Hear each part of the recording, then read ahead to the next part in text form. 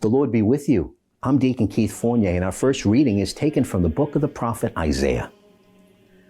Say to the faint-hearted, be strong. Do not be afraid. Here is your God. Vengeance is coming, divine retribution. He is coming to save you. Then the eyes of the blind will be opened, the ears of the deaf unsealed. Then the lame will leap like a deer, and the tongue of the dumb sing for joy. For water will gush in the desert and streams in the wastelands. The parched ground will become a marsh, and the thirsty land springs of water. The lairs where the jackals used to live will become plots of reed and papyrus. In our response, from Psalm 146. Yahweh gives justice to the oppressed, gives food to the hungry. Yahweh sets prisoners free. Yahweh gives sight to the blind, lifts up those who are bowed down. Yahweh protects the stranger. He sustains the orphan and the widow. Yahweh loves the upright, but he frustrates the wicked. Yahweh reigns forever. Your God, Zion, from age to age. And our second reading from the letter of St. James. My brothers, do not let class distinction enter into your faith in Jesus Christ, our glorified Lord.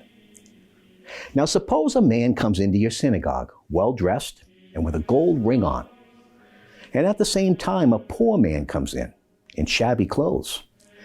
And you take notice of the well-dressed man and say, come this way to the best seats. Then you tell the poor man, stand over there, or you can sit on the floor by my footrest.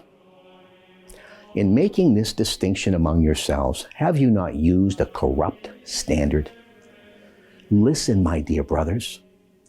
It was those who were poor according to the world that God chose to be rich in faith and to be the heirs to the kingdom which he promised to those who love him. In a reading from the Holy Gospel according to St. Mark. Returning from the territory of Tyre, Jesus went by way of Sidon through the Lake of Galilee, right through the Decapolis territory.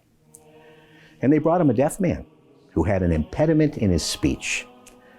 And they asked him to lay his hand on him. He took him aside to be by themselves, away from the crowd, put his fingers into the man's ears, and touched his tongue with spittle. Then looking up to heaven, he sighed, and he said to him, Ephatha. That is, be opened. And his ears were opened. And at once the impediment of his tongue was loosened, and he spoke clearly. And Jesus ordered them to tell no one about it.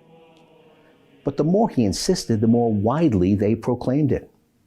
Their admiration was unbounded. And they said, everything he does is good. He makes the deaf hear and the dumb speak. The Gospel of the Lord.